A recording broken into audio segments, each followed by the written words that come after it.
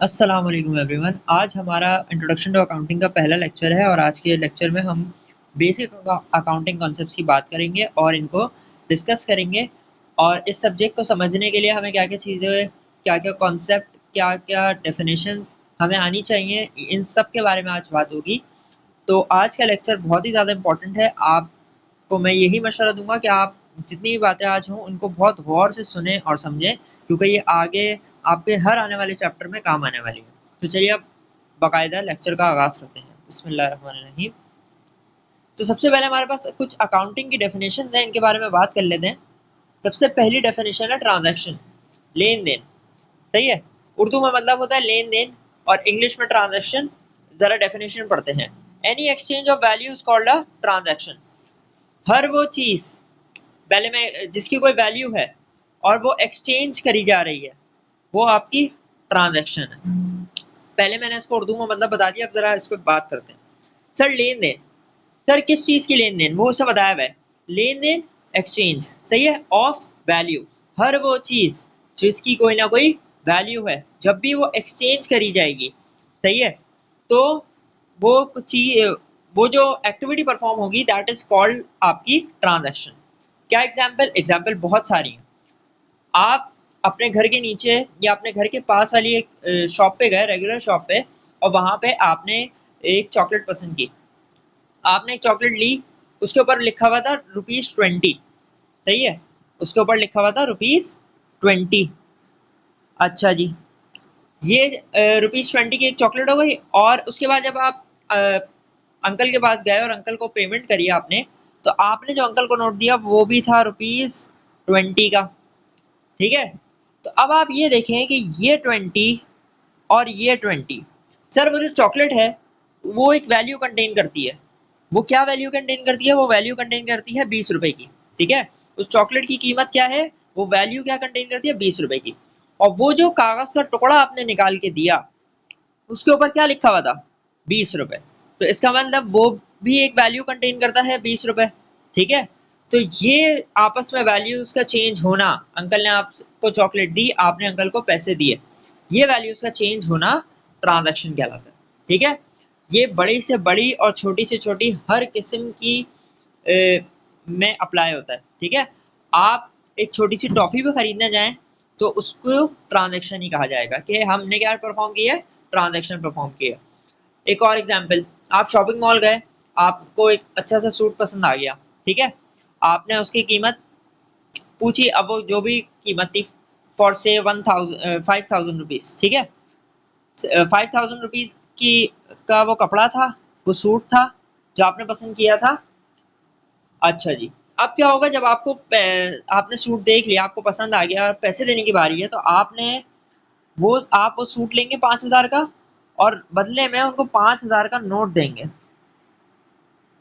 ऐसे ही है। ठीक है। आप उनको बदले में क्या देंगे, 5000 का नोट। तो सर ये दोनों चीजें वैल्यू कंटेन करती हैं। वो जो कपड़ा आपको बेचा है मालिक ने, जो दुकानदार ने, वो 5000 का था। सही है। और आपने जो उनको नोट प्रोवाइड किया, नोट दिया अंकल को आगे से पेमेंट के लिए, वो भी कितने का था, 5000 का। तो एक्सचेंज ऑफ वैल्यूज, दो चीजें जिनकी वैल्यू है, उनका जब आपस में एक्सचेंज होता है, तो वो आपकी क्या होती है, ट्रांजैक्शन होती है। ठीक है। अच्छा, इसके बारे में और मजीद डिटेल पर बात करते हैं। नीचे यहाँ पे लिखी हुई है टाइप्स ऑफ ट्रांजैक्शन। सबसे पहले मॉनेटरी। मॉनेटरी ट्रांजैक्शन क्या, सर मैंने अभी आपको दो एग्जांपल दी। यहाँ पे बदले में हम क्या दे रहे थे, बदले में हम दे रहे थे पैसे। ठीक है। 5000 का नोट दे रहे थे, ₹20 का नोट दे रहे थे। ये दोनों क्या है, पैसे। तो हर वो ट्रांजैक्शन जहां पैसा इन्वॉल्व हो जाए, वो आपकी क्या कहलाएगी, मॉनेटरी ट्रांजैक्शन। अब वो छोटी से छोटी भी हो सकती है और बड़े से बड़ी भी हो सकती है।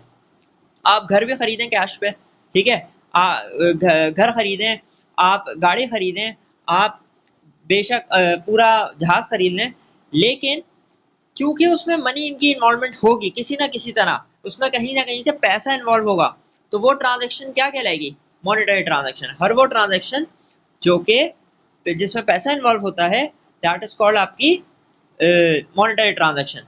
अच्छा, अब दो तीन और एग्जांपल दे देते हैं। आप कॉफी शॉप पे गए, आपने वहां पे कॉफी परचेज की। ठीक है। कॉफी की फॉर से प्राइस थी ₹300। ठीक है, ₹300 पर कप ऑफ कॉफी। तो आपने 300 रुपये दिए होंगे, ऐसे ही है। चले अगर आपने 500 का भी नोट दिया तो हमें वो 200 रुपये वापस क्यों मिलते हैं? वो इसलिए मिलते हैं ना क्योंकि अब कॉफी की वैल्यू और जो आपने अमाउंट पे की है उसकी वैल्यू आपस में मैच होनी चाहिए। तो जब दो एक्सचेंज ऑफ वैल्यूज होती हैं तो वो कहलाती है ट्रांजैक्शन, और जिस ट्रांजैक्शन में पैसा इन्वॉल्व हो जाए किसी भी तरीके से वो आपकी कहलाती है मॉनेटरी ट्रांजैक्शन। सर क्या वैल्यू का सेम होना जरूरी है दोनों तरफ से? जरूरी नहीं है, ठीक है। वैल्यूज का सेम होना जरूरी नहीं है, एक्सचेंज ऑफ वैल्यू होना जरूरी है, तो उसको हम ट्रांजैक्शन कहेंगे। इसके बारे में हम बहुत सारी बातें करेंगे पूरे हमारे इस टेन्योर में, जिसमें हम फर्स्ट ईयर के सारे कॉन्सेप्ट और चैप्टर्स के बारे में बात करेंगे, तो इसमें बहुत सारी ऐसी एग्जांपल्स हमारे पास आएंगी। अच्छा, अब एक और बात मुझे समझानी ये थी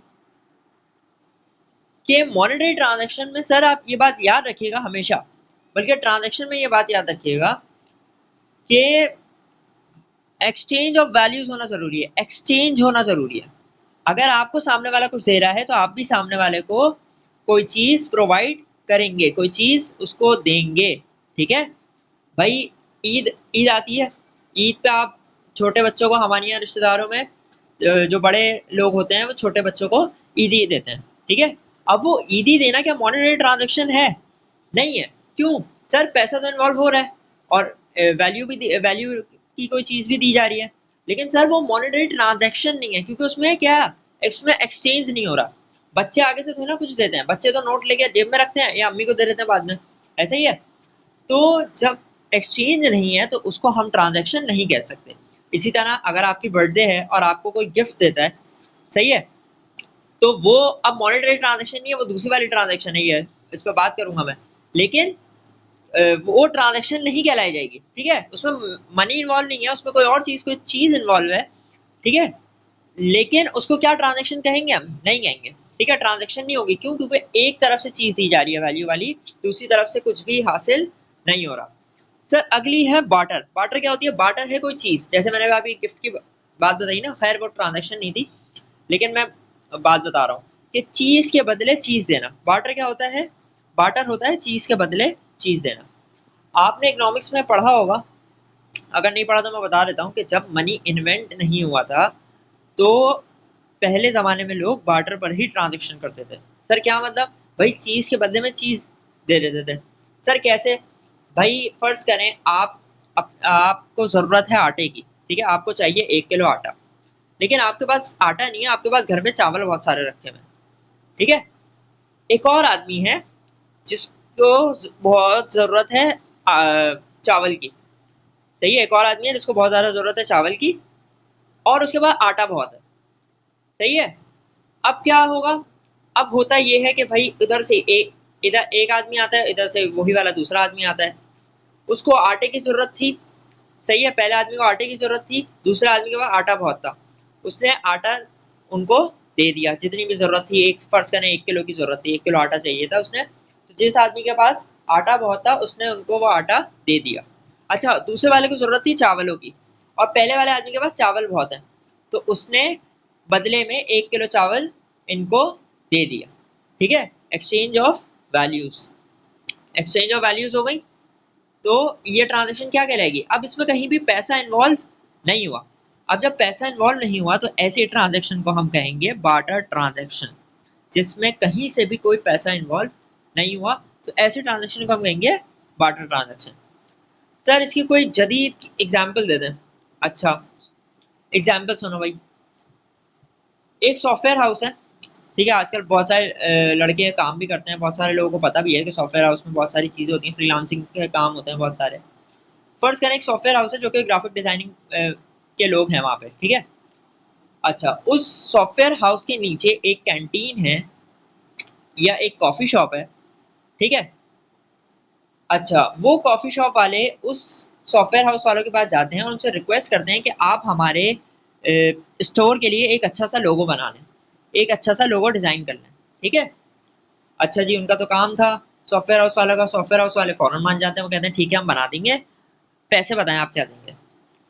तो कॉफ़ी शॉप वाले कहते हैं कि भाई मसला ये है कि हम आपको पैसे नहीं दे सकते, लेकिन बदले में आप एक काम ये करिएगा कि आपके महीने में जितने भी कॉफ़ी के कप जाते हैं ना हमारे शॉप से, ठीक है, आपके ऑफिस में जितनी भी कॉफ़ी पी जाती है महीने भर में, या जितनी भी चाय पी जाती है महीने भर में, वो सब हमारी तरफ से, ठीक है। उसके आपको कोई भी पैसे नहीं देने होंगे, 1 महीने के, 2 महीने के, वो डिपेंड्स ऑन द सिचुएशन।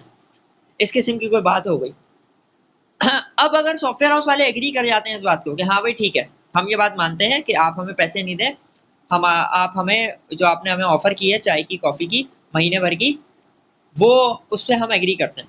तो अब इस ट्रांजैक्शन में कहीं भी पैसा इन्वॉल्व नहीं हुआ, दोनों तरफ से, एक तरफ से स्किल ट्रांसफर हुई है, वो लोगो प्रोवाइड कर रहे हैं, एक तरफ से उन्होंने अपनी तरफ से सर्विस दी है, ठीक है। तो दोनों में एक्सचेंज ऑफ वैल्यूज तो हुआ है, जाहिर सी बात है, वो कॉफी देना उसकी वैल्यू है, और वो जो लोगो बनाते हैं वो पैसे के लिए बनाते हैं वो, ठीक है, वो उनका काम है, सही है। तो दोनों चीजों की वैल्यू तो है, अब इनमें एक्सचेंज हुआ है, लेकिन यहाँ पे कहीं भी पैसा इन्वॉल्व नहीं हुआ, तो this is called a barter transaction, ठीक है। अच्छा, बहुत लंबी हो गई, अब जरा नीचे आते हैं। बिजनेस, बिजनेस क्या होता है? बिजनेस होता है any activity for profit making is called business. बहुत आसान बात, बहुत बचपन से सुनते आ रहे हैं कि भाई हर वो चीज, हर वो काम जो कि प्रॉफिट के लिए किया जाए, that is called as a business. Sir profit क्या होता है? बेटा ऊपर का पैसा। प्रॉफिट क्या होता है? ऊपर का पैसा। भाई आपको कोई चीज बनाने में, आप फर्ज करें आप एक मार्कर बना रहे हैं या एक पेन बना रहे हैं, सही है, तो उस एक मार्कर को बनाने में आपको 10 रुपए लग रहे हैं, ठीक है। उसमें प्लास्टिक है, उसमें निब है, उसका कैप है, ठीक है, उसके 10 रुपए लग रहे हैं। आपने वो मार्कर मार्केट में जाके 15 रुपए का बेच दिया, ठीक है। 10 रुपए लगे थे आपको बनाने में, 10 रुपए आपके अपने पैसे थे, कॉस्ट, जिसको हम कॉस्ट कहते हैं, जिसको हम खर्चा के एक्सपेंस कहते हैं, सही है। तो वो आपने उसका मार्का बनाया था 10 रुपए का, और 15 रुपए में बेच दिया। आपने अपने खर्चे के पैसे भी निकाले और ऊपर से पैसे भी लिए बनाने के, तो वो जो 5 रुपए आपने एक्स्ट्रा लिए ना, दैट इज कॉल्ड आपका प्रॉफिट, सिंपल। अच्छा, अब जरा इन पे बात करते हैं कि बिजनेस किस किस किस्म के होते हैं। सर पहला है सर्विस बिजनेस। सर्विस बिजनेस क्या होता है? सर आप कोई अपनी स्किल या कोई खिदमत कस्टमर के लिए को हाजिर करते हैं, कस्टमर की पेश खदमत करते हैं, तो वो आपका होता है सर्विस बिजनेस। सर क्या एग्जाम्पल? सर एग्जाम्पल नीचे लिखी हुई है, डॉक्टर्स, लॉयर्स, ट्रांसपोर्टर। अब मुझे आप एक बात बताएं, हम वैसे जनरल अगर बात करें बिजनेस की, तो यूजुअली हम यही सोचते हैं कि यार कोई प्रोडक्ट बना रहा है, कोई चीज़ बना के बेच रहा है, या इसकी कोई शॉप है उससे बनाकर बेच रहा है, ठीक है। लेकिन एक तरीके का बिजनेस होता है, सर्विस बिजनेस भी होता है। वो किस तरीके का होता है कि वहां पे आप कुछ बेच नहीं रहे, आप अपनी स्किल के थ्रू सर्विसेज प्रोवाइड कर रहे हो। सर अब डॉक्टर है, क्या वो आपको कोई चीज बेचता है? कुछ भी नहीं बेचता, ठीक है। वो आपसे बैठकर 10 मिनट 12 मिनट बात करता है कि आपको क्या बीमारी है, आपको किस तरीके से ठीक होना है, आपको क्या एहतियात करनी है, वगैरह वगैरह। अब वो कहीं भी कोई चीज नहीं बेच रहा, लेकिन सिर्फ इस बैठने के वो आपसे पैसे चार्ज करता है। क्यों? क्योंकि वो इसका, आपकी बीमारी का इलाज कर रहा है, ठीक है, उसको असेस करना आता है, उसको पता है चीज़ें किस तरीके से ठीक हो सकती हैं अपनी स्किल की बिना पे, ठीक है। तो ये उसका खिदमत करना आपको सर्विस में आएगा, सही है। कोई चीज़ बेच नहीं रहा, आपको सर्विस प्रोवाइड कर रहा है। इसी तरह लॉयर है, सर वो आपकी जगह केस लड़ता है, आपको केस लड़ना नहीं आता, ठीक है, लेकिन वो आपकी जगह केस लड़ता है, उसकी सर्विस है। इसी तरह वो लीगल डॉक्यूमेंट्स बना के देता है, सही है। लॉयर से बस काम नहीं आता केस लड़ने के, वो लीगल डॉक्यूमेंट्स भी बहुत सारे बना के देता है लॉयर। इसी तरह ट्रांसपोर्टर है, अब ट्रांसपोर्टर जिस बस में आप, पब्लिक बस में या जिस चिंची में आप बैठ के जा रहे हो, वो आपको चिंची नहीं बेच रहा, ठीक है। वो आखिर में ये नहीं कहता कि चिंची ले जाओ, सही है, वो आपको एक जगह से दूसरी जगह पहुंचा रहा है, तो वो आपको सर्विस प्रोवाइड कर रहा है, सिंपल। आई होप आपको बात समझ आ गई होगी। अगला है जी ट्रेडिंग और मर्चेंडाइज बिजनेस। सर ये क्या होता है? सर ये है वो बेसिक कॉन्सेप्ट ऑफ बिजनेस जिसको हम बचपन से देखते हुए आ रहे हैं। हम हमेशा किसी स्टोर पे जाते हैं, किसी कपड़े की शॉप पे, किसी स्पोर्ट्स की शॉप पे, किसी जूते की शॉप पे, बहुत सारी जगहों पे यही बिजनेस हम देख रहे हैं। ये क्या बिजनेस है? सर ये कुछ बनाते नहीं है, ये जो लोग बना रहे हैं, जो कंपनीज बना रही हैं, उनसे बना बनाया माल खरीद के आगे बेच देते हैं, ठीक है। ये बना बनाया माल खरीद के आगे बेच देते हैं, ये है इनका मर्चेंडाइज, ये कहलाता है मर्चेंडाइज या ट्रेडिंग बिजनेस, ठीक है। ये आपके घर के नीचे, घर के पास की शॉप में, आप अगर किसी शॉपिंग मॉल या किसी मार्केट जाते हैं, खासतौर पर मार्केट जाते हैं, तो वहाँ पे, ठीक है, और अगर यहाँ पे एग्जाम्पल देखूं तो चेज, इम्तियाज, तो अब चेज है या इम्तियाज है, ये अपना कुछ बना रहा है? कुछ भी नहीं बना रहा। इम्तियाज का कोई अपनी प्रोडक्ट होती है वहां पे? नहीं होती। जाहिर है वो 97% शायद एक दो होती हो तो मुझे नहीं पता, लेकिन 97-98% ऑफ द प्रोडक्ट्स वो कंपनीज की, डिफरेंट कंपनीज की होती हैं। ठीक है, वो खुद कुछ नहीं बना रहा, सही है, लेकिन वो आपको बेच रहा है, बेच तो रहा है, तो वो उसका क्या, कौन सा बिजनेस कराएगा? Trading business. अच्छा, अगला आता है मैन्युफैक्चरिंग बिजनेस। मैन्युफैक्चरिंग बिजनेस क्या भाई? सर कोई चीज आपको बनाकर बेच रहा है, वो कहलाता है manufacturing business. Simple. Manufacturing business में एग्जांपल लिखी हुई है, रेस्टोरेंट्स की भी है। और पहले रेस्टोरेंट पे बात कर लेते हैं भाई। रेस्टोरेंट तो बहुत आसान सी बात है, वो आप जाते हैं, आप ऑर्डर देते हैं, वो आपको खाना बना के दे देता है, तो ये उसकी मैन्युफैक्चरिंग है। अच्छा, रेस्टोरेंट वैसे सर्विस बिजनेस में भी आता है, क्योंकि टेक्निकली जो वेटर्स हैं और वो सब हैं जो आपकी की खिदमत करते हैं कि आप प्लेट लगा रहे हैं, आपको बैठे बैठे ऑर्डर आपका आ रहा है, सही है, आपको उठ के वो प्लेट नहीं साफ करनी, टेबल साफ नहीं करनी, और आपको एयर कंडीशन रूम दिया हुआ है उन्होंने, इतना अच्छा एनवायरनमेंट दिया हुआ है, तो ये सर्विस में भी आता है, लेकिन मैन्युफैक्चरिंग में भी आता है। दोनों टाइप्स ऑफ बिजनेस है ये। इसी तरह स्टील मिल है सर, पाकिस्तान में एक बहुत पुरानी गवर्नमेंट की एक कंपनी थी स्टील मिल के नाम से, वो पूरी मिल थी जहाँ पे पाकिस्तान में की तरफ से स्टील बनाया जाता था, पूरे पाकिस्तान में स्टील वहाँ पे मैन्युफैक्चर किया जाता था पूरे पाकिस्तान के लिए। अब तो वो बंद हो गई, लेकिन वो भी क्या है, it is a type of manufacturing business के बनाकर और बेच रहे हैं, चीजें बनाकर बेच रहे हैं। ठीक है, तो ये जितने भी सारे हैं, मैं ज्यादा कंफ्यूज नहीं करूंगा, बस समझ लें कि जो जो कंपनीज चीजें बना के, अगर मैं मेडिकल कंपनीज की बात करूँ, खासतौर पर फार्मास्यूटिकल कंपनीज, वो दवाइयां बनाकर बेचती है, सही है आपको, तो या किसी अगर जनरल स्टोर को भी बेच रही है, अगर किसी मेडिकल स्टोर को भी बेच रही है, या अगर नेस्ले वाले जनरल स्टोर को अपनी बॉटल्स और अपनी सारी प्रोडक्ट्स से सेल कर रहे हैं, तो उनका बिजनेस क्या कहलाएगा? Manufacturing business. लेकिन वो जो दुकान वाला है, उसका बिजनेस कहलाएगा ट्रेडिंग बिजनेस। सिंपल। अच्छा जी, आगे चलते हैं। अच्छा जी, ये आती हैं अब कुछ ज़रूरी बातें, इनके बारे में बात कर लेते हैं अकाउंटिंग में। अच्छा जी, for struggling a business. Sir हमने बिजनेस पढ़ लिया, अब जरा ये देखते हैं कि बिजनेस को चलाते कैसे। बिजनेस को चलाने के लिए कुछ चीज़ें ज़रूरी हैं, वो हैं, पहली तो है एसेट, दूसरी है प्रोप्राइटरशिप, तीसरी है लायबिलिटी। अब जरा देखते हैं ये क्या होते क्या हैं। सर एसेट होता है, लिखे हुए उर्दू में असासे। असासे क्या होते हैं? सर हर वो चीज़ जो कि बिजनेस में मौजूद है, इसलिए ताकि बिजनेस को आगे उससे कोई फायदा पहुंचे, दैट इज कॉल्ड एसेट्स। सही है, हर वो चीज जो कि बिजनेस में मौजूद है इसलिए ताकि बिजनेस को फायदा पहुंचे, वो है एसेट। इनके बारे में हम डिटेल में बात करेंगे, किस किस किस्म के होते हैं, क्या क्या एसेट्स होते हैं, लेकिन अभी आपसे इतना समझ लें। प्रोप्राइटरशिप क्या होती है? सर आपको पता होगा कि ओनर अपना पैसा लगाता है बिजनेस में, सही है, बिजनेस में पैसा खुद उड़ के नहीं आता है, या पहले दिन से प्रॉफिट का पैसा नहीं लगा होता, बिजनेस को पहले से कैपिटल चाहिए होता है, उसको हम कैपिटल कहते हैं, इन्वेस्टमेंट आती है, सही है, आम जबान में इन्वेस्टमेंट। तो ओनर जो इन्वेस्टमेंट लगाता है, सही है, बिजनेस में, दैट इज कॉल्ड ओनरशिप। तीसरी है लाइबिलिटी, आगे लिखा हुआ कर्जे, बहुत ही आसान भाई, कर्जा हर वो चीज बिजनेस में जिसकी जिम्मेदारी है, जिसकी आपके ऊपर जिम्मेदारी है कि आपने उसको अदा करना है, चाहे वो कुछ भी हो, सही है, दैट इज आपका, आपकी लायबिलिटी, दैट इज आपका कर्जा। और बिजनेस में कर्जे आम सी बात है, बहुत ज्यादा चलते हैं। आपको क्या लगता है जो बड़ी बड़ी कंपनीज हैं, इनमें बहुत ज्यादा, अगर आप देखें ना, तो बहुत बड़ा पोर्शन इनका कर्जों पर डिपेंड कर रहा होता है। ठीक है, तो ये तीनों चीजें तो बहुत जरूरी है बिजनेस को चलाने में। अच्छा जी, आगे चलते हैं। अच्छा, अगली है अकाउंटिंग इक्वेशन, इसके बारे में जरा बाद में बात करता हूँ, इसको जरा रोकें अभी, अभी जरा हम आगे चलते हैं। अच्छा जी, अब आ गई अकाउंटिंग की डेफिनेशन। अब सब्जेक्ट पढ़ रहे हैं तो पता तो करें ये है क्या। Accounting is an art of recording, classification, summarisation and interpretation of daily business transactions. इतनी मुश्किल मुश्किल बातें बोलती सर, उर्दू में मतलब नीचे लिखा हुआ, टेंशन नहीं लेना सर, आहिस्ता आहिस्ता पढ़ते हैं। Accounting is an art of recording.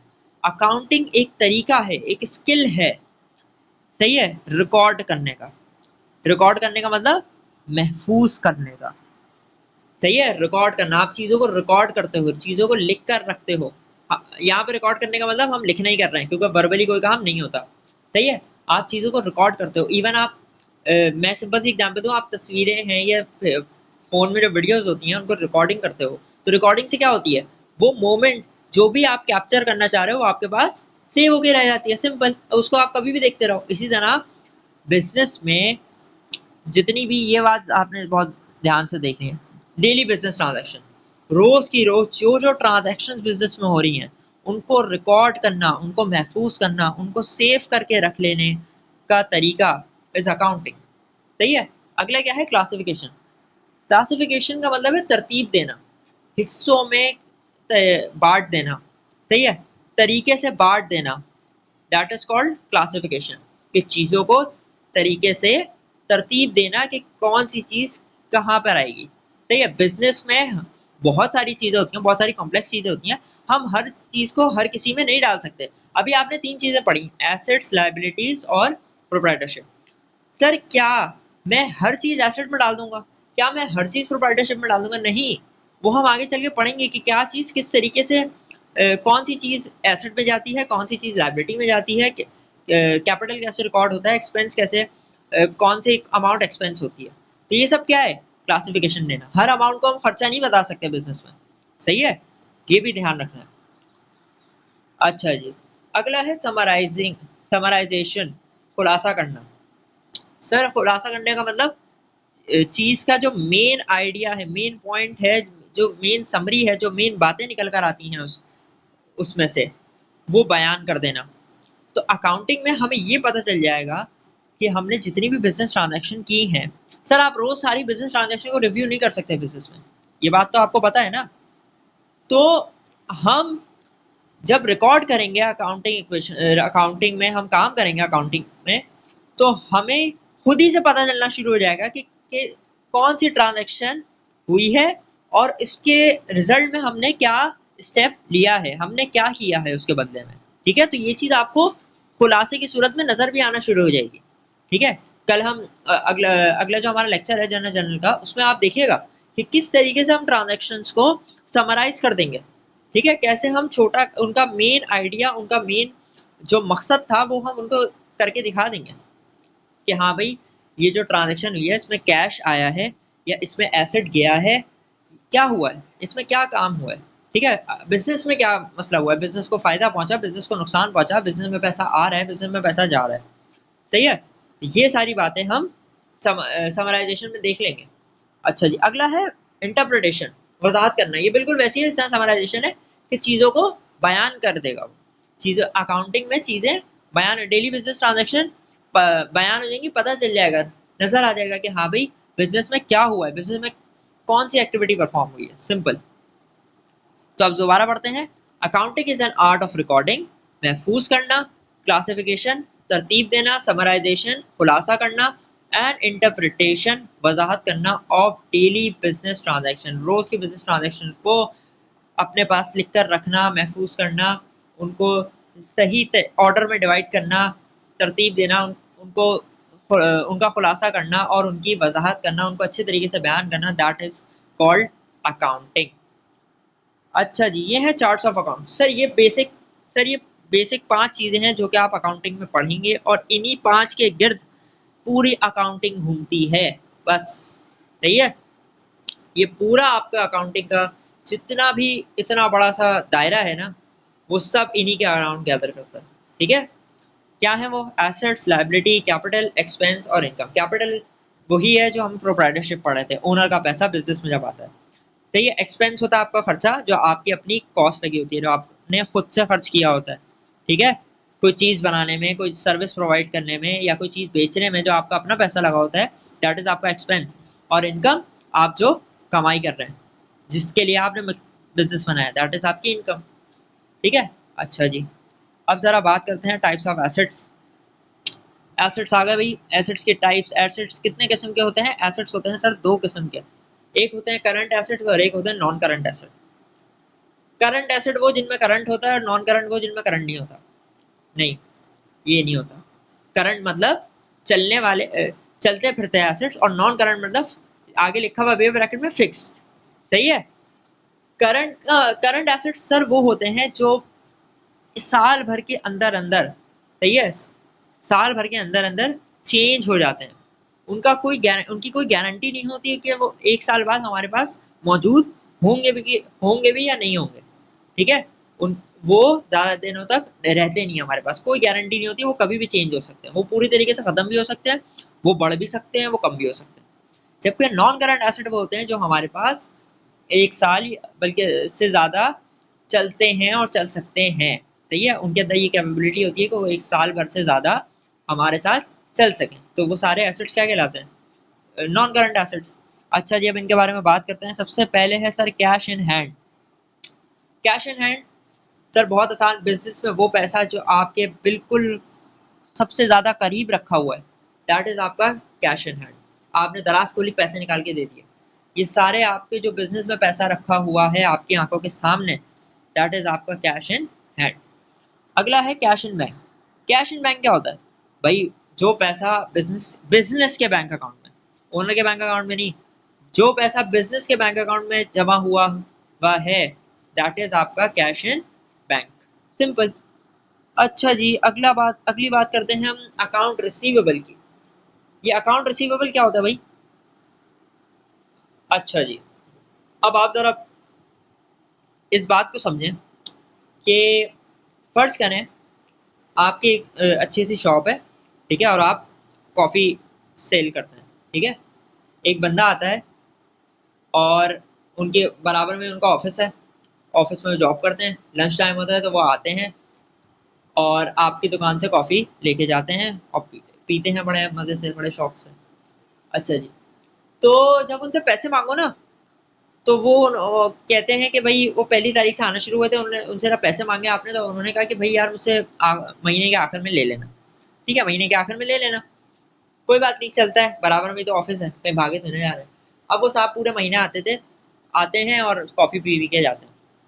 अब महीने के आखिर में आप कहते हो उनसे कि भाई हमें पैसे दे दें, तो अब वो आपसे ये कहें कि भाई मैंने आज तो कॉफ़ी नहीं पी, या मैं आपने मेरे कोई चीज़ तो नहीं बेची, तो आप मुझसे पैसे किस बात के मांग रहे हैं?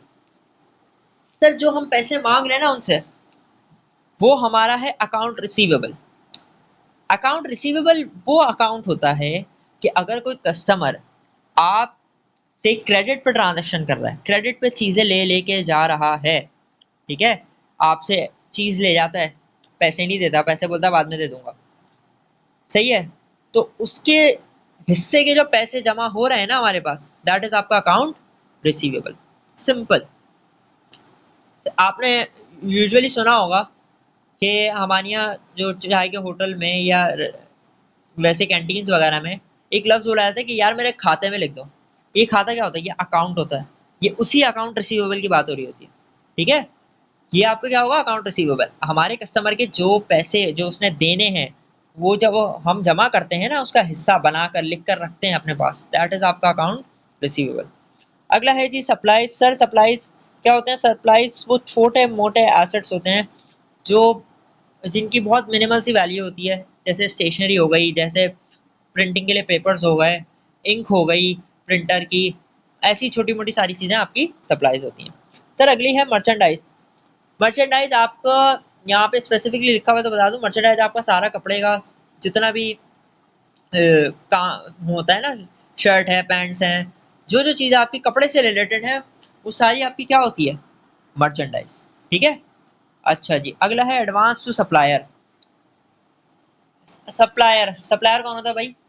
सर सप्लायर वो होता है जिससे आप सामान खरीद रहे हैं, सही है, जिसके भी थ्रू आप सामान अपनी शॉप में लाके रख रहे हैं, सही है, या अगर कॉफ़ी वाला है तो वो जिससे भी कॉफ़ी के बीन्स जो होते हैं, कॉफ़ी जिन बीन्स में बनती है, वो खरीद रहा है, तो वो उसका सप्लायर हुआ।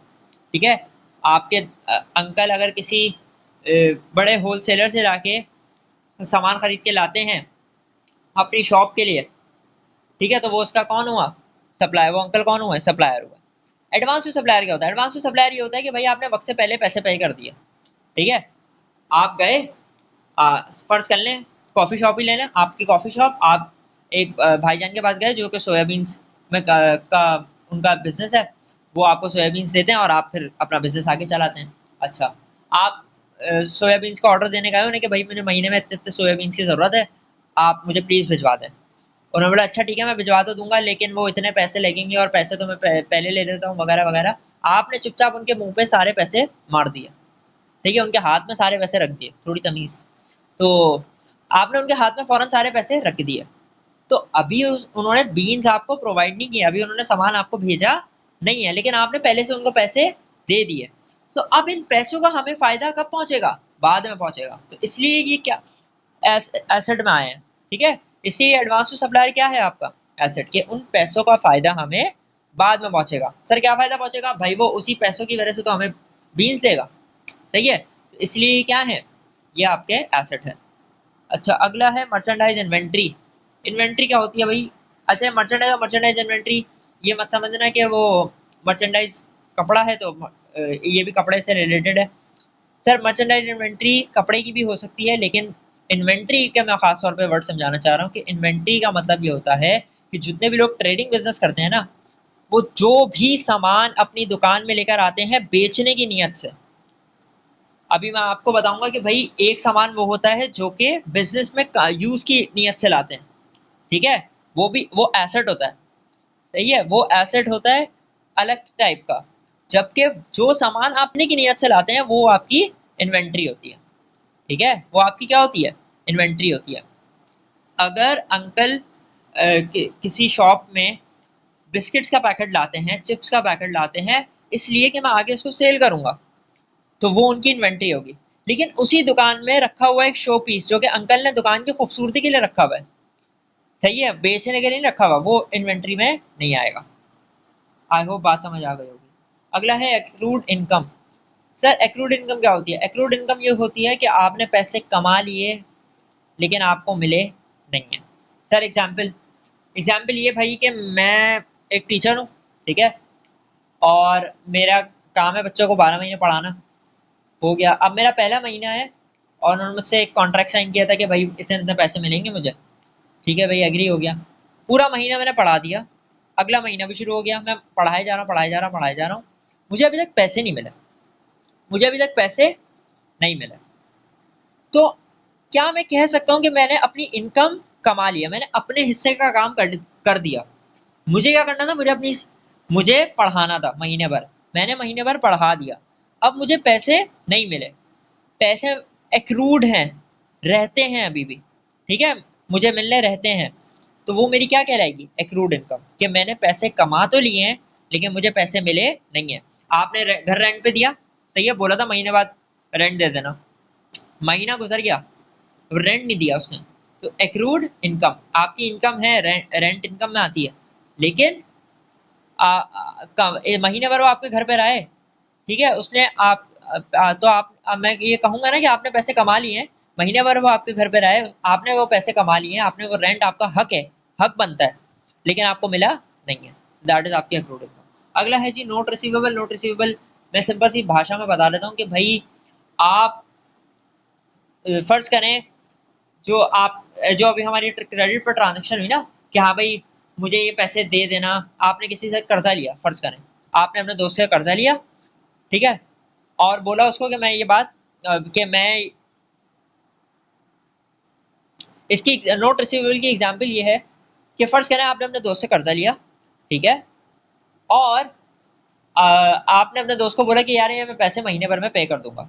उसने बोला भाई रुक जा, मुझे तुम्हारी बात पे भरोसा नहीं है, तो या भरोसा है भी अगर, तो हम एक अच्छे बच्चों की तरह। अच्छा जी नोट रिसीवेबल की दोबारा बात करते हैं। तो आपने अपने दोस्त को कर्जा दिया और आपने उसको बोला कि भाई मुझे तुम 1 महीने में दे देना, उसने बोला ठीक है मैं आपको दे दूंगा। लेकिन अब जाहिर सी बात है दोस्ती में आपको पता है कि टोपियां चलती रहती हैं, तो आपने ये बोला कि भाई एक काम करो अच्छे बच्चों की तरह, ये बात हम लिख लेते हैं, ठीक है, तुम भी साइन कर दो मैं भी साइन कर देता हूँ और इस बात को लिख कर मुझे दे दो कि भाई मैं, मेरा नाम ये है और मैं इस बात का वादा करता हूँ कि मैं 1 महीने के अंदर अंदर अपने दोस्त को ये पेमेंट जो उसने मुझे कर्जे में दी है उसको वापस कर दूंगा। ये उसका लिखना, that is called a note, ठीक है। रिसीवेबल, आपने कर्जा दिया है, अब आप महीने बाद जब वो आपको पे करने की उसकी बारी आएगी तो दैट इज आपका रिसीवेबल, सिंपल। तो वो आपका क्या कहलाएगा? Note receivable. अच्छा जी, petty cash fund. Petty cash fund क्या होता है भाई? पेटी कैश मैं सिंपल से बता दूं, पेटी कैश बिजनेस के छोटे मोटे अखराजात के निकाला हुआ पैसा होता है, ठीक है, जो बिजनेस के छोटे मोटे अखराजात के लिए यूज होता है। अच्छा, जो बिजनेस पहले, अब बिजनेस उन छोटे मोटे अखराजात के लिए पैसा अलग से निकाल के रखता है, उस जो पैसा अलग से निकाल के रखता है ना, उसको कहते हैं पेटी कैश फंड, ठीक है। अब इसका बिजनेस में क्या फायदा होता है कि ये बिजनेस के छोटे मोटे अखराजात को पे कर देता है, तो इसलिए इसको एसेट में रखा हुआ है। अच्छा जी, अगला है प्रीपेड। सर प्रीपेड क्या होता है? पेड, पे कर देना, और प्री का मतलब है पहले, पहले से आपने अपना खर्चा पे कर दिया, दैट इज कॉल्ड प्रीपेड। अब जरा सुने, फर्ज करें आप जिस शॉप का बिजनेस है, जिस शॉप पे आप काम करते हैं, जिस जो शॉप आपने ली हुई है, या जिस स्कूल की बिल्डिंग में आप काम कर रहे हैं, जिस कंपनी की जो बिल्डिंग है उसका रेंट जाता है, ठीक है। लेकिन आपने महीने में पहले ही रेंट, महीने के स्टार्टिंग में आपने रेंट दे दिया। अब रेंट आपका खर्चा है बिजनेस का, ठीक है, बिजनेस आप कर रहे हो एक बिल्डिंग में, तो उस बिजनेस का खर्चा है वो रेंट। लेकिन आपने उस बिजनेस बिजनेस के खर्चे को पहले ही पे कर दिया, महीना खत्म नहीं हुआ था, महीने के आखिर में रेंट जाता है, लेकिन आपने उसको पहले पे कर दिया, तो उसको हम कहेंगे प्रीपेड। कि अभी उसका फायदा नहीं पहुंचा आपको, महीने भर आपने काम तो नहीं किया जो आप रेंट पे कर रहे हैं, लेकिन क्योंकि आपने पहले से पे कर दिया और अब आप काम करेंगे, सही है, तो दैट इज कॉल्ड प्रीपेड। तो इसलिए आपको ये एसेट में आता है, क्योंकि इसका फायदा भी हमें बाद में पहुंचेगा। सही है, आई होप आपको बात समझ आई होगी भाई। कोई भी खर्चा जिसको पहले से पे कर दिया है, दैट इज आपका प्रीपेड। अच्छा जी, अगला है कॉन्ट्रा करंट एसेट। कॉन्ट्रा का मतलब अपोजिट टू करंट एसेट। एक अकाउंट होता है that is allowance for bad debts. ये टाइपिंग मिस्टेक है, इसको सही कर लीजिएगा। बैड डेट्स होता है BAD, सही है। बुरे डेट्स, बुरे डेट का मतलब सर बुरा कर्जा। क्या मतलब? मैंने अभी आपको कॉफी शॉप वाले की एग्जांपल दी ना, अकाउंट रिसीवेबल में। सर ये अकाउंट रिसीवेबल क्या कॉन्ट्रा होता है ना। तो अब क्या आपको लगता है कि सारे कस्टमर आपके इतने अच्छे होते हैं कि आप उनको कर्जे में ट्रांजैक्शन करवा दो, कि कर्जे में आप चीजें देते रहो उनको, कर्जे में सेल कर दें आप, और वो आपको पैसे दे देंगे? नहीं देते, बहुत सारे भाग जाते हैं। तो ये जो भाग जाते हैं ना, उसको हम कहते हैं कि आपकी बैड डेट हो गई। बैड डेट्स, बुरा का ये वो वाला पैसा है जो कि डूब गया, अब वापस नहीं आएगा, ठीक है। तो that is called bad debts. अच्छा जी, अब जरा जल्दी जल्दी इन सबको देख लेते हैं, ये आसान है, इतना कोई मसले वाली बात नहीं है। Non current asset, fixed assets होते हैं। फिक्स्ड एसेट जो कि अपनी जगह से हिलते नहीं है। अच्छा जी, अब जरा इनके बारे में बात करते हैं। Sir land, building, furniture, car, equipment, machinery, इन सबको समझाने की जरूरत है क्या? बिजनेस की जमीन पर आपका, बिजनेस में जहां भी आपने अपनी फैक्ट्री लगाई हुई है, वो जिस जमीन पर है वो जमीन उसका लैंड है, वो उसका एसेट है, सही है। सर फैक्ट्री की जो बिल्डिंग है, दैट इज आपका एसेट। उस फैक्ट्री में जो भी फर्नीचर रखा हुआ है बैठने के लिए, आपका ऑफिस में जितना भी फर्नीचर रखा हुआ है, वो सब क्या है? एसेट है। सर उस कंपनी की कोई गाड़ी है, ट्रांसपोर्ट के लिए कोई गाड़ी है, सही है, या सामान को इधर से उधर ले जाने के लिए कोई गाड़ी रखी हुई है, दैट इज आपकी, दैट इज आपका फिक्स्ड एसेट। इसी तरह इक्विपमेंट, सही है, इक्विपमेंट कंप्यूटर्स हैं, बाकी सारी चीजें हैं, वो सब क्या है? एसेट। आप जिस मशीन पे चीजें बनाते हो, सही है, तो अगर आपका मैन्युफैक्चरिंग का बिजनेस है और जो मशीन काम कर करके चीजों को प्रोड्यूस करती है, दैट इज आपका फिक्स्ड एसेट, सही है। अच्छा, यहाँ पे दो टाइप लिखी हुई है फिक्स्ड एसेट की, टेंजिबल और इनटेंजिबल। टेंजिबल क्या होती है? सर टेंजिबल वो होती है जो फिजिकल एग्जिस्टेंस रखती है, जिनको आप छू सकते हो, देख सकते हो, सही है, मूव भी एक टेक्निकली एक तरीके से मूव भी करती है वो, ठीक है। टेंजिबल में मूवमेंट भी आती है, क्योंकि मैं लैंड को देख के ये ना समझे कि आप लैंड कैसे मूव होती है या बिल्डिंग कैसे मूव होती है, लेकिन टेंजिबल एसेट क्या है? जिनकी कोई फिजिकल एग्जिस्टेंस होती है, सिंपल। तो आई होप ये फिक्स एसेट वाली बात, टेंजिबल फिक्स एसेट समझ आ गए होंगे, सिंपल से हैं, बस इनका बिजनेस में यूज होना जरूरी है। ओनर के घर की जमीन से हमारा कोई ताल्लुक नहीं है। Contra fix asset, Contra fix asset में है अलाउंस फॉर डेप्रिसिएशन। सर ये सारे ये जो फिक्स एसेट है ना, लैंड के अलावा, उसके उसका कॉन्ट्रा अकाउंट होता है डेप्रिसिएशन का। डेप्रिसिएशन क्या होता है? Depreciation is point two point decrease in a value of the asset. Aahista Aahista जो एसेट में वैल्यू गिरती है ना आपके, वो आपकी डेप्रिसिएशन होती है। सर क्या मतलब? भाई आपके पास मोबाइल फोन है, आपके पास गाड़ी है, आपके पास, खैर गाड़ियां तो डेप्रिशिएट नहीं होती, क्योंकि महंगाई बहुत हो गई है। लेकिन मैं आपको एक सिंपल सी, आप फोन की एग्जांपल ले लें। अब फोन है, आपने 50,000 का लिया था, अब आपने साल भर उसको यूज कर लिया, तो अब आप क्या बेचने जाएंगे तो वो आपको 50,000 का देगा या 60,000 का बिकेगा फोन? कभी भी नहीं बिकेगा। क्यों? क्योंकि आपने उसको यूज किया, आपने उसको इस्तेमाल किया है, और अब मार्केट में बहुत सारी नई टेक्नोलॉजीज भी आ गई हैं, नए नए फोन आ गए हैं। सही है, तो आपके फोन की वैल्यू जितना आप यूज करेंगे वो गिरती जाएगी। तो इसी तरह जितने भी सारे एसेट्स होते हैं इनकी वैल्यू गिरती जाती है। लैंड की वैल्यू नहीं गिरती, आपको पता है, लैंड एप्रिशिएट होता है, तो इसलिए लैंड में डेप्रिसिएशन नहीं होता। गाड़ियां भी आजकल हमारी यहाँ यूजुअली, क्योंकि महंगी, आप सस्ते खरीदना तो आगे जाके एप्रिशिएट हो रही है महंगाई की वजह से यहाँ पे। लेकिन usually usually 90% of the time जो बेसिक कॉन्सेप्ट है वो यही है कि गाड़ियां भी डेप्रिशिएट होती हैं। और ऐसा होता है, आपको गाड़ी जिसको आपने 10 से 12 साल चलाया हो, वो आपको कभी भी उतने पैसों में नहीं बिकेगी जितनी पैसों में आपने खरीदी थी। ऐसे ही है।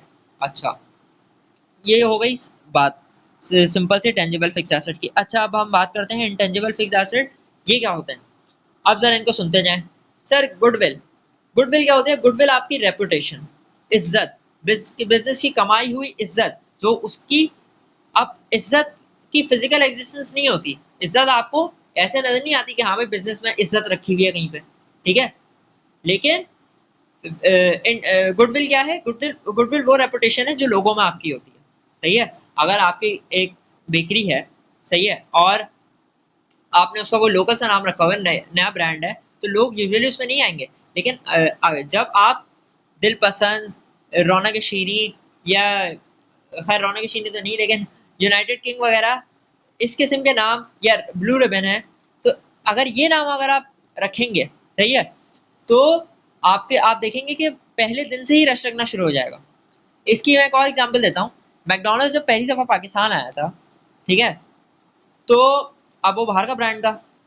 मैकडोनल्ड्स जब पाकिस्तान में पहली दफा खुला था, ये नॉर्थ आज़माबाद की तरफ खुला था, तो वहां पे पहले दिन की सेल आपको क्या लग रहा है, कितने कितने बर्गर बेचे होंगे पहले दिन में? 100, 200? सर, 1200 बर्गर बेचे थे उसने पहले दिन। क्यों? सर, गुडविल बनी हुई है।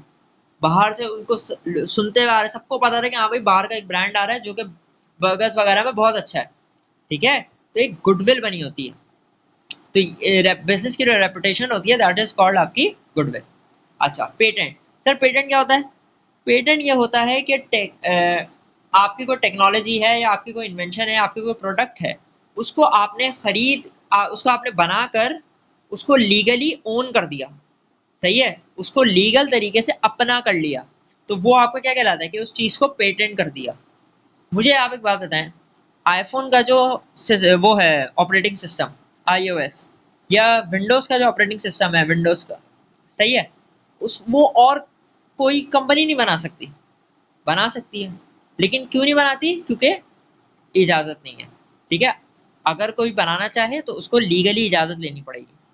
सही है। एंड्रॉइड की इजाजत है तो एंड्रॉइड देखें, एंड्रॉइड के टेक्नोलॉजी बिकती है, एंड्रॉइड बहुत सारी कंपनीज बनानी है। एंड्रॉइड सिर्फ कोई एक कंपनी सैमसंग थोड़ी ना बनाती है, हुआवे भी बनाती है, इन्फिनिक्स भी बनाता है, टेक्नो है, बहुत सारे जितने भी मोबाइल फोन ब्रांड्स हैं वो सब एंड्रॉइड टेक्नोलॉजी पे काम कर रहे हैं। क्यों?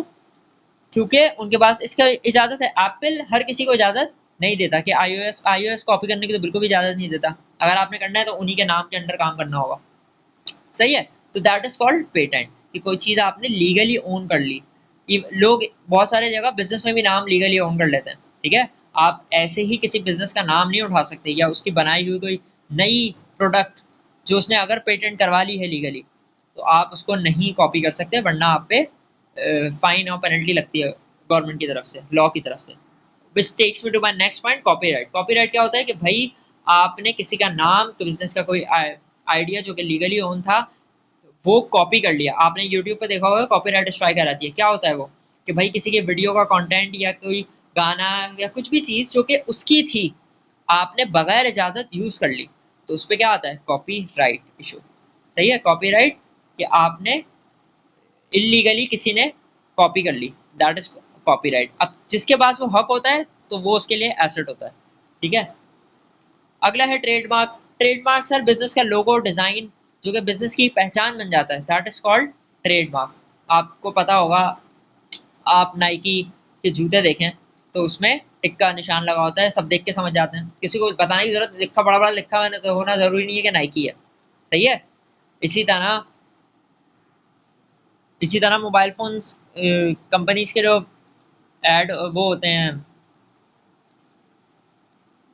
इसी तरह मोबाइल फोन ऐप्स के जो लोगो डिजाइन होते हैं, इंस्टाग्राम है, स्नैपचैट है, ये आपको बताने की जरूरत नहीं पड़ती, आप देख के भी समझ जाते हैं। तो ये सब क्या होता है, इनका ट्रेडमार्क होता है। अच्छा, अगला है फ्रेंचाइज। फ्रेंचाइज क्या होती है भाई? भाई फ्रेंचाइज होती है किसी भी बिजनेस की लीगल ब्रांच। वो क्या होती है? फ्रेंचाइज होती है आपके अंडर में काम करने वाली चीज। भाई केएफसी है, मैकडोनल्ड्स है, अभी मैं बात कर रहा था जिसकी, या इसी तरह जो बड़े बड़े ब्रांड्स हैं। सही है। आपको क्या लगता है, क्या वो पाकिस्तान में थोड़ी ना बने थे?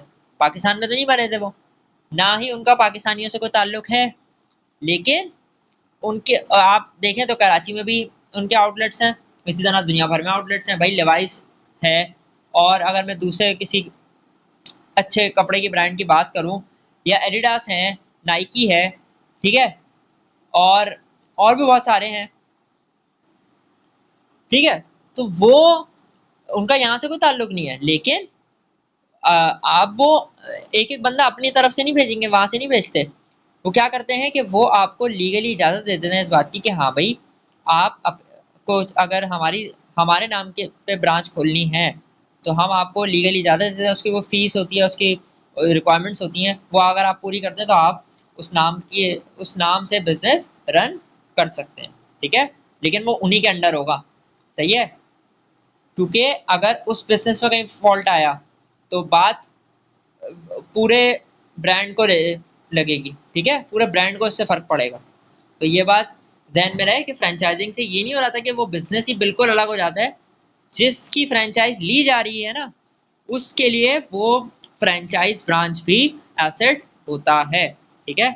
अच्छा, अगला है लाइसेंस फी। लाइसेंस फी क्या होती है सर? किसी भी चीज का लाइसेंस देने के लिए, गाड़ी चलाने के लिए, या मैं अगर बिजनेस में एग्जांपल दूं तो फार्मास्यूटिकल कंपनीज जो हैं, अब हर किसी को दवाएं बनाने की इजाजत नहीं दे सकते, जानों से खेलने की इजाजत नहीं दी जा सकती। इसलिए फार्मास्यूटिकल कंपनीज को रिक्वायरमेंट्स पूरी करनी पड़ती हैं, जिसकी बेस पे उन्हें लाइसेंस मिलता है कि हाँ भाई 2 साल 3 साल हम आपको इजाजत देते हैं कि आप दवाएं बनाकर बेच सकते हैं पूरे मुल्क में। ठीक है। तो वो लाइसेंस फी जो आप पे करते हैं, उसकी फीस होती है, तो वो जो पे करते हैं आप लाइसेंस फी, जिसकी बना पे आप चीजें बना सकते हैं, फायदा आगे पहुंचेगा आपको, तो दैट इज कॉल्ड आपका इंटेंजिबल फिक्स्ड एसेट। अच्छा जी, अब आते हैं अगले टाइप पर, वो है टाइप्स ऑफ लाइबिलिटी। अब ये छोटे छोटे हैं, इन पर जरा जल्दी जल्दी बात कर लेंगे हम। Current liability. Sir current liability वही कॉन्सेप्ट, ऐसी लाइबिलिटी जो कि 12 महीनों में चेंज हो जाती है, कि सारी आपकी करंट लाइबिलिटी है। सबसे पहले अकाउंट पेएबल। सर मैंने अकाउंट रिसीवेबल की एग्जांपल दी थी ना। अकाउंट रिसीवेबल, हम बिजनेसमैन थे तो हमारा रिसीवेबल था, हमें वो पैसे लेने थे, रिसीव करने थे। वो जो बंदा था जो हमें महीने भर से कह रहा था कि हम आपको पैसे दे देंगे, उसके लिए वो अमाउंट क्या है, उसके लिए वो अकाउंट क्या है? पेएबल। सही है, उसको वो पैसे देने हैं, तो उसका वो अकाउंट क्या है? पेएबल। सिंपल, जो पैसे आपको पे करने होते हैं, दैट इज अकाउंट पेएबल। इसी तरह बिल्स पेएबल। भाई महीने का बिल आ गया, सही है, आप बिजली का बिल है, गैस का बिल है, आपने पे नहीं किया। ठीक है, बिल पे नहीं किया, जब तक आप पे नहीं करेंगे वो बिल आप पे क्या होगा? पेएबल। सही है, सिंपल। इसी तरह नोट पेएबल। आपने अपने 200 कर्जा दिया था, अब आपने अपना 200 कर्जा ले लिया, आपने उसको लिख कर दिया हुआ है कि मैं महीने बाद पेमेंट कर दूंगा। सही है, तो जब तक आप नहीं करेंगे तब तक वो क्या कहलाएगा? तब तक वो कहलाएंगे नोट पेएबल। आप पे कर्जा है कि आपने वो चीज देनी है। Unearned income. सर ऊपर हमने पढ़ी थी एक्रूड इनकम, वो ये था कि हमने कमा ली है, इनकम कमा ली है, पैसे नहीं मिले। अब हमने अपने हिस्से का काम कर दिया लेकिन हमें पैसा नहीं मिला। अनअर्न क्या होती है? अनअर्न वो होती है कि हमने काम नहीं किया, हमें पैसा पहले मिल गया। सही है, मैं अभी टीचिंग की एग्जाम्पल दे रहा था ना, मैंने पूरे महीने पढ़ाया, मुझे पैसे सैलरी अभी तक नहीं मिली। अब इसको उल्टा करें, आप पहले दिन गए, आपके हाथ में उन्होंने सैलरी रख दी और बोला आज से पढ़ाना शुरू करिए। तो अभी मैंने एक लफ्ज भी नहीं पढ़ाया किसी बच्चे को, लेकिन मुझे इनकम मिल गई जिस चीज के लिए मैं पढ़ाता हूँ। सही है, वो मेरी इनकम हुई ना। जो मेरा सर्विस बिजनेस है कि भाई मैं बच्चों को पढ़ाता हूँ। सही है। तो अब उसने मुझे मेरी इनकम पहले ही दिन दे दी, मैंने अभी तक कमाई नहीं है, तो दैट इज कॉल्ड आपकी अनअर्न्ड इनकम। ये भी आप पे कर्जा होता है, वो जिस तरीके से महीना गुजरता रहेगा वो उतरती ही जाएगी। इसी तरह बैंक ओवरड्राफ्ट। जितने लोगों को नहीं पता उनको बता दूं कि जब आपके बैंक अकाउंट में लिमिट खत्म हो जाती है, तो बैंक आपको अलाउ करता है बेस्ड ऑन गुड रेपुटेशन और जो भी आपका डिपॉजिट्स वगैरह होते हैं उनकी बिना पर, कि हाँ भाई हम आपको एक फैसिलिटी देते हैं कि आपका अगर बिजनेस कभी आपका अगर बैंक बैलेंस कभी जीरो हो जाएगा ना, तो हमारी तरफ से लाख रुपए, 1.5 लाख रुपए, 5 लाख रुपए के करीब करीब आप अमाउंट मजीद खर्च कर सकते हैं जीरो बैलेंस के होने के बावजूद। ये बैंक मुफ्त में नहीं करता, ना गिफ्ट देता है, बल्कि वो कर्जे की सूरत में देता है कि हाँ भाई आप बाद में पे कर दीजिएगा। बहुत दफा ऐसा होता है कि भाई बैंक अकाउंट में पैसे नहीं है लेकिन आपको जरूरत है, अर्जेंट चाहिए, बिजनेस को बहुत अर्जेंट जरूरत है, तो आप ओवरड्राफ्ट फैसिलिटी यूज करते हो बैंक की, कि हाँ भाई बैंक बोलता है कि हमारी तरफ से पैसे ले लो, बाद में हमें पैसे दे देना। अच्छा, ऊपर हमने पढ़ा था एडवांस टू सप्लायर। सप्लायर को हमने अपने बंदे को पहले पैसे दे दिए थे कि भाई सामान पहुंचा दो, ठीक है, अभी तक उसने पहुंचाया नहीं था तो हमने उसको एडवांस में पैसे दे दिए थे। यहाँ एडवांस ऑन कस्टमर, कस्टमर ने हमें पहले पैसे दे दिया, उस आदमी ने हमें महीने के पहले दिन ही पैसे दे दिया कि ये भाई ये है पूरे महीने के कॉफी के पैसे, ठीक है, मैं पूरे महीने में कॉफी पीऊंगा और ये रहे उसके पैसे, ठीक है, ये रखो। तो ये हमारा क्या है, एडवांस फ्रॉम कस्टमर। जैसे जैसे महीना उतरता जाएगा, जिस हिसाब से भाई साहब कॉफियां पीते जाएंगे, वो हमारी लायबिलिटी उतरती जाएगी। इसी तरह एक्सपेंस पेएबल, सर कोई भी बिजनेस का खर्चा है, वो ट्रांसपोर्ट का खर्चा है, वो रेंट का खर्चा है, वो किसी भी किस्म का खर्चा है जो कि आप पे देना रहता है अभी भी, that is called expense payable. अच्छा जी, अगला है नॉन करंट लायबिलिटी। ये वो लायबिलिटी होती है जो 1 साल से ज्यादा चलती हैं। सर 1 साल से ज्यादा भी चलती हैं, जरूर चलती हैं भाई। ये देखो बैंक लोन, बैंक आपको कर्जा देता है, सही है, बहुत बड़े बड़े कर्जे देते हैं, 10 लाख, 12 लाख, 20 लाख, बड़े बड़े कर्जे होते हैं, 40, 50, 60 लाख बैंक देता है आपको कर्जे, कंपनी को देता है, सही है। तो अब क्या आप 60 लाख रुपए एक साल में पे थोड़ी ना करते हैं, आप तो लंबा, जाहिर सी बात है उसकी इंस्टॉलमेंट्स बनती हैं और बहुत सारा उसका प्रोसेस है। तो बैंक लोन क्या है, बैंक लोन एक लॉन्ग टर्म लायबिलिटी है जो कि लंबे अरसे तक चलती है। इसी तरह मॉर्गेज पेएबल। मॉर्गेज क्या होती है, मॉर्गेज ये होती है कि आपने कोई चीज, कोई बिल्डिंग, कोई लैंड, कोई कुछ भी चीज आपने गिरवी रखवाई हुई है लोन के बदले में, ठीक है, तो हर वो लोन जिसमें आपको कोई चीज गिरवी रखवानी पड़े, सही है, जब वो आपको पे करना होगा तो दैट इज आपका मॉर्गेज पेएबल, सिंपल। अच्छा, अगला है बॉन्ड्स और डिबेंचर। ये बॉन्ड्स और डिबेंचर क्या होते हैं, इसको आप इस तरीके से समझ लें कि भाई जो कंपनीज होती है ना बड़ी बड़ी, इनको जब पैसे की जरूरत पड़ती है तो ये बॉन्ड्स इश्यू करती हैं।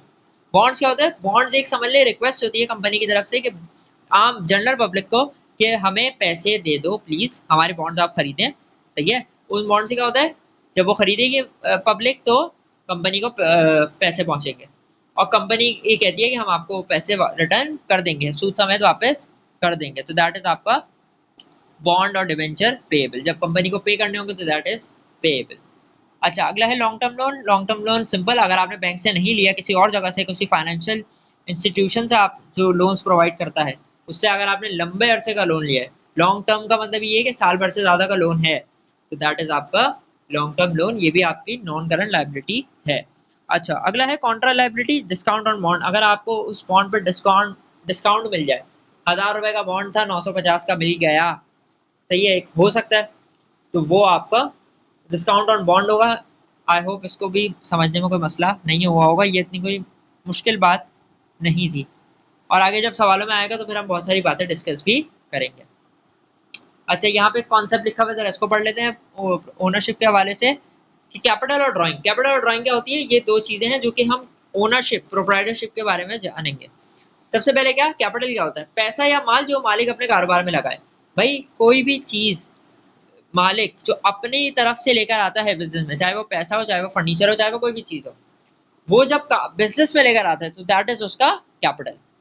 अच्छा सर, उसका बिजनेस है, वो लेके भी जा सकता है, सही है, तो हर वो पैसा या माल जो मालिक अपने इस्तेमाल के लिए वापस ले जाए, जो मालिक अपने इस्तेमाल के लिए, ये बात ध्यान में रखिएगा, ये सारी चीजें बिजनेस के में यूज होनी चाहिए, लेकिन जो चीज मालिक अपने यूज के लिए ले जाएगा, that that will be called as drawing, that will be called as drawing. हाँ भाई, हम बोलेंगे कि ये ओनर ने ड्राइंग्स कर ली।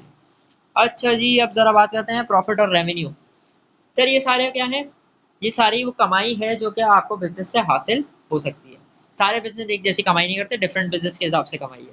फी इनकम, आपको स्कूल में पढ़ाते हैं या आपका कोई स्कूल है तो उसमें जो बच्चे आपको फी पे करेंगे, दैट इज आपकी फी इनकम।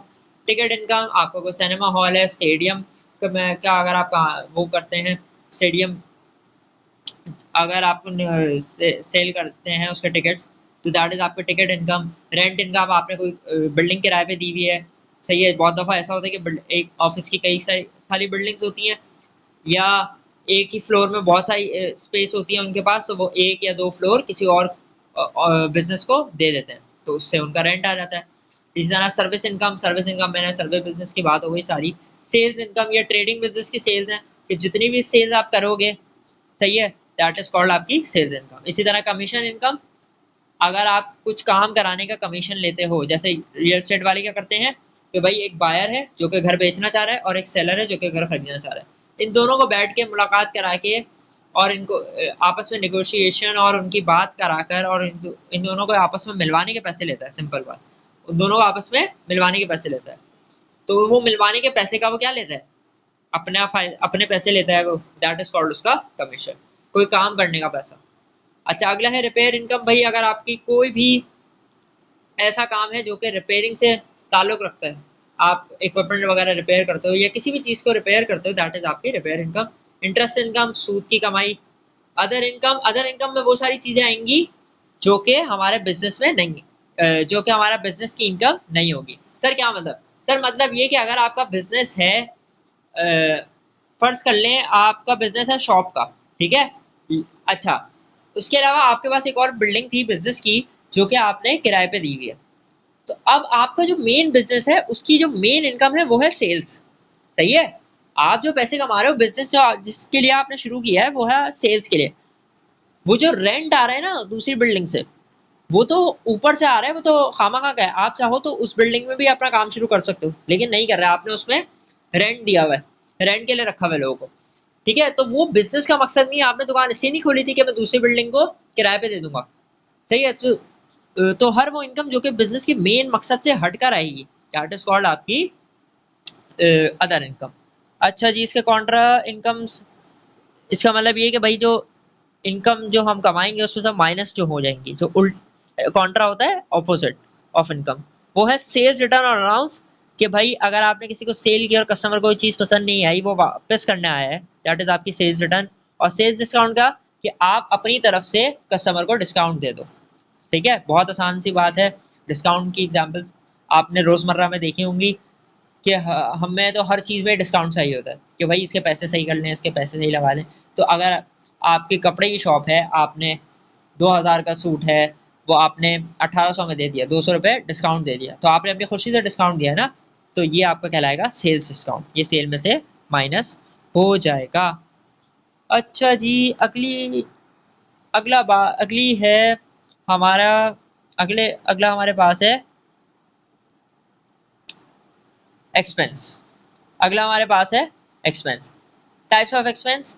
सर जल्दी जल्दी बात करते हैं। सैलरी एक्सपेंस, आपका स्कूल है, आप टीचर्स को सैलरी प्रोवाइड करते हैं, आपके ऑफिस है, आप अपने एम्प्लॉयज़ को सैलरी देते हैं, वो आपका सैलरी एक्सपेंस है। इंश्योरेंस एक्सपेंस, आपने अपने बिल्डिंग की, गाड़ियों की, इन्वेंट्री की इंश्योरेंस करवाई हुई है, तो वो सब आपकी क्या कहलाएगी, इंश्योरेंस एक्सपेंस। इंश्योरेंस में होता क्या है, इंश्योरेंस में ये होता है कि वो आपको, अगर आपकी बिल्डिंग को या गाड़ी को या इन्वेंट्री को कोई नुकसान पहुंचता है, या चोरी हो जाती है या ख़त्म हो जाती है, फ़र्ज़ करें किसी भी किस्म का नुकसान पड़ जाता है, वो उसको इंश्योर कर लेता है, वो आपको उसके पैसे पे कर देता है। एडवर्टाइजमेंट एक्सपेंस, आपकी वो कंपनी है, वो ऐड, ज़ाहिर सी बात है मार्केटिंग बहुत ज़रूरी है, तो मार्केटिंग में जितना भी पैसा खर्च होता है, एड्स चलाने के लिए जितना भी पैसा यूज़ होता है, दैट इज़ आपका advertisement expense. Repair expense, income का ऑपोजिट, कि आपका रिपेयर कराने में, आपकी मशीन ख़राब हो गई बिजनेस में, आपने जितने भी पैसे उस पर खर्च किए वो सारे क्या होंगे, उसको सही कराने में रिपेयर एक्सपेंस। इसी तरह कमीशन एक्सपेंस, आपने किसी को कमीशन दिया, अगर आप बिजनेस में आपका बिजनेस है कमीशन का तो वो अलग बात है, लेकिन आपने किसी को कमीशन दिया तो वो आपका कमीशन एक्सपेंस। इसी तरह डेप्रिसिएशन एक्सपेंस, डेप्रिसिएशन के बारे में बात कर चुके हैं, ये एक्सपेंस होता है, ये खर्चा होता है, ये हर साल माइनस होता है, ठीक है। ये बात आपको नहीं पता चली कि डेप्रिसिएशन हर साल हम माइनस करेंगे अपने अपने एसेट्स का निकाल कर, सही है, उसको कैलकुलेट करके हर साल माइनस करेंगे। अगला है जी परचेजेस। इस पॉइंट को नोट कर लीजिएगा कि परचेजेस हमारे बहुत काम आएगा। इन्वेंट्री हम जब भी खरीदेंगे, सही है, हर वो सामान जब भी खरीदेंगे बिजनेस में जो कि हम बेचने के लिए यूज करते हैं, वो आपका क्या कहलाएगा, परचेजेस। इस तरह इंटरेस्ट एक्सपेंस, अगर आपने लोन लिया हुआ है तो आप उस लोन को पे करने के साथ साथ इंटरेस्ट भी दोगे, तो वो आपका इंटरेस्ट एक्सपेंस। रेंट एक्सपेंस, अगर आपने बिल्डिंग ली हुई है जिसमें आप बिजनेस कर रहे हो, वो किराए पर है तो वो आप उसको अदा करेंगे। Rent expense, utilities, bill, gas पानी बिजली के, वो सब यूटिलिटीज होते हैं। गवर्नमेंट टैक्सेस, टैक्सेस जाते हैं। एक्सपेंस, अदर एक्सपेंस, ये छोटे मोटे एक्सपेंसेस, ये सारे अदर एक्सपेंस में आएंगे। इसी तरह ट्रांसपोर्टेशन, कैरेज, भाई आपकी कोई शॉप है या कोई भी आपका काम है, उसकी जितनी भी ट्रांसपोर्ट कॉस्ट है, जो सामान इधर से आके उधर जाता है, उसके जो आप पैसे पे करते हो, दैट इज आपका ट्रांसपोर्टेशन एक्सपेंस। अच्छा जी, अब कॉन्ट्रा एक्सपेंसेस। कॉन्ट्रा एक्सपेंसेस ये हैं वही जो आपके इनकम में थे कि सेल्स रिटर्न और एंड अलाउंस और सेल्स डिस्काउंट। अच्छा जी, कॉन्ट्रा एक्सपेंसेस इसको जरा चेंज कर लेना।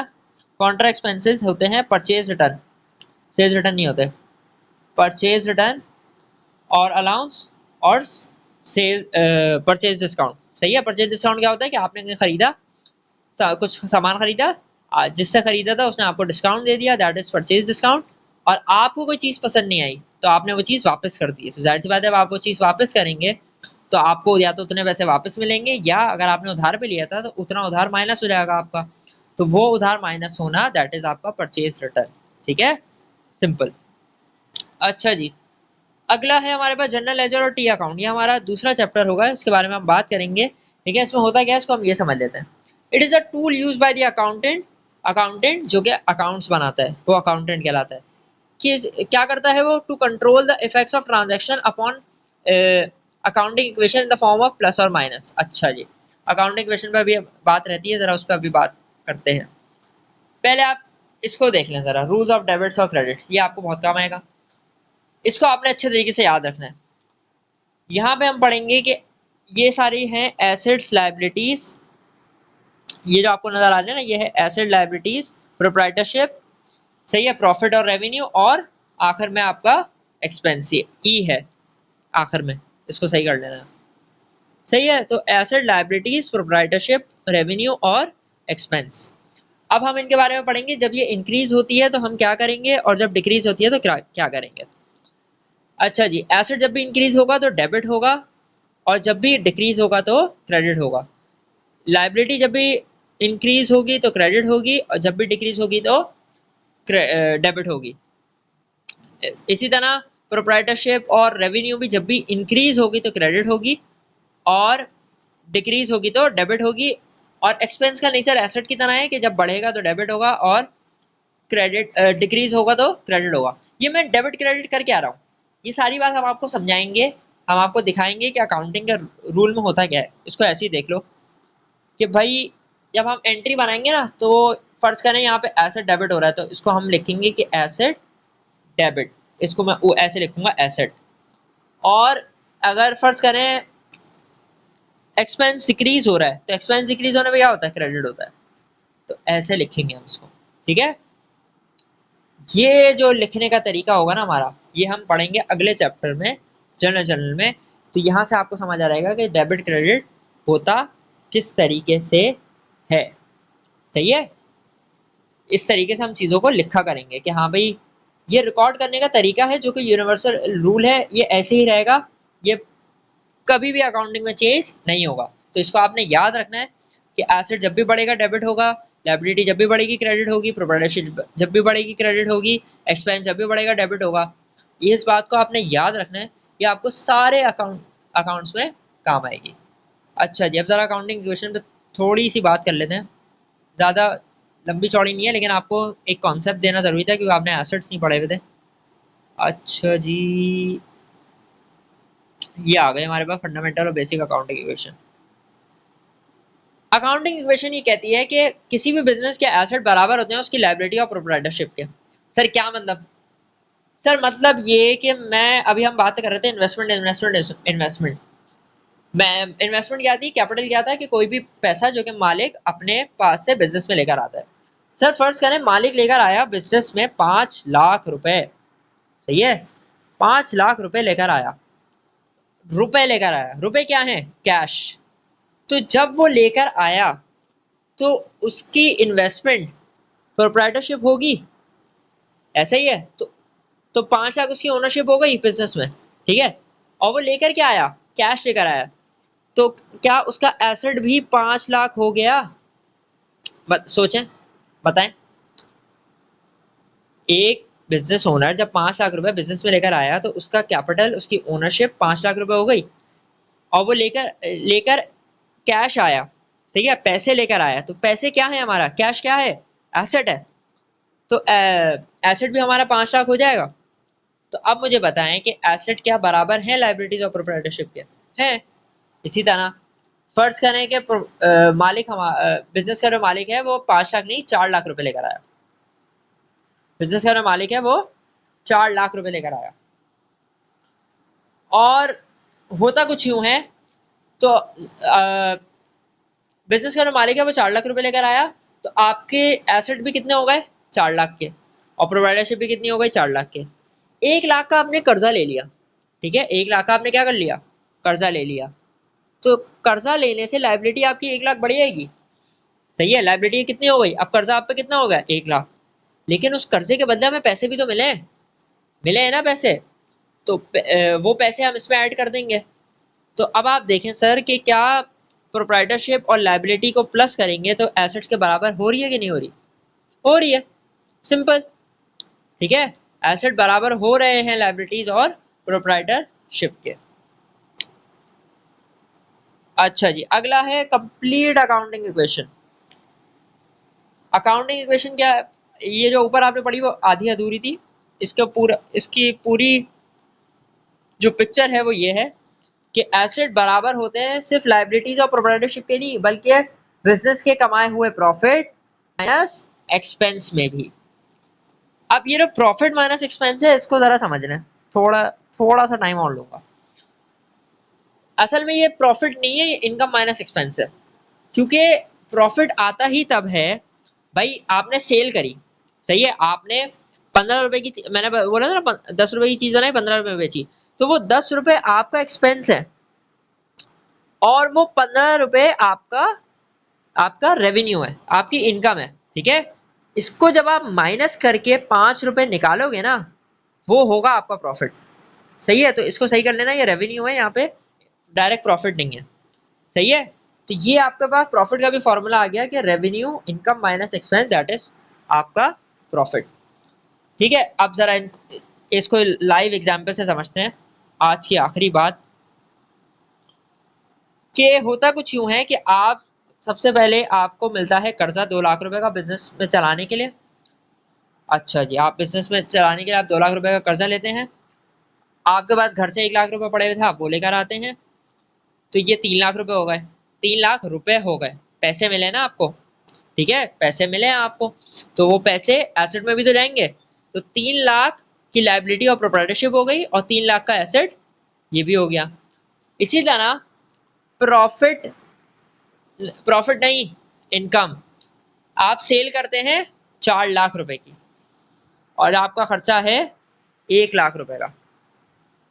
आपका खर्चा कितने का है, 1 लाख रुपए का खर्चा होता है। आपको बनाने की जो चीज आपने बेची थी उसको बनाने में, उसको आपने जो पैसे लगाए थे वो थे 1 लाख रुपए, और आपने बेचे हैं 4 लाख रुपए की चीज, ठीक है। तो आपको टोटल कितना फायदा हुआ, आपको टोटल फायदा हुआ सर 3 लाख का, जीरो लगा लेना आराम से, ठीक है। आपको फायदा कितने का हुआ, 3 लाख का। तो अब क्या आप मुझे बताएं कि ये जो 3 लाख का फायदा है, क्या ये हमें बिजनेस में डालना चाहिए, डालना चाहिए, क्योंकि प्रॉफिट है, उसी इसीलिए तो बिजनेस कर रहे हैं। तो जो प्रॉफिट हमने कमाया है पैसों की सूरत में, वो पैसे भी क्या है, कैश आपका क्या है, अभी तो पड़ा एसेट है। तो अब मुझे बताएं, प्रॉफिट का कैश, इसी तरह लोन पे जो कैश मिला है, और जो ओनर अपने घर से कैश लेकर आया है, क्या वो सब एसेट में जा रहे हैं, वो सब एसेट में जा रहे हैं सर। तो क्या आपका एसेट आपकी लायबिलिटीज, प्रोप्राइटरशिप और एक्सपेंस के बराबर हुआ कि नहीं हुआ, हुआ। तो आप खुद ही देखेंगे कि ये पूरी जो आपकी अकाउंटिंग इक्वेशन है वो सॉल्व हो जाएगी, वो जस्टिफाई हो जाएगी कि जब आप लायबिलिटी और प्रोप्राइटरशिप को प्लस करके इनकम और एक्सपेंस को माइनस कर देंगे। माइनस करना है यहाँ पे, तो 3 लाख रुपए, ये 4 और 6, तो ये यहाँ पे 5 लाख नहीं, यहाँ पे आएगा 6 लाख रुपए, ठीक है। तो आपका दोनों साइड्स बराबर हो गई बिजनेस में।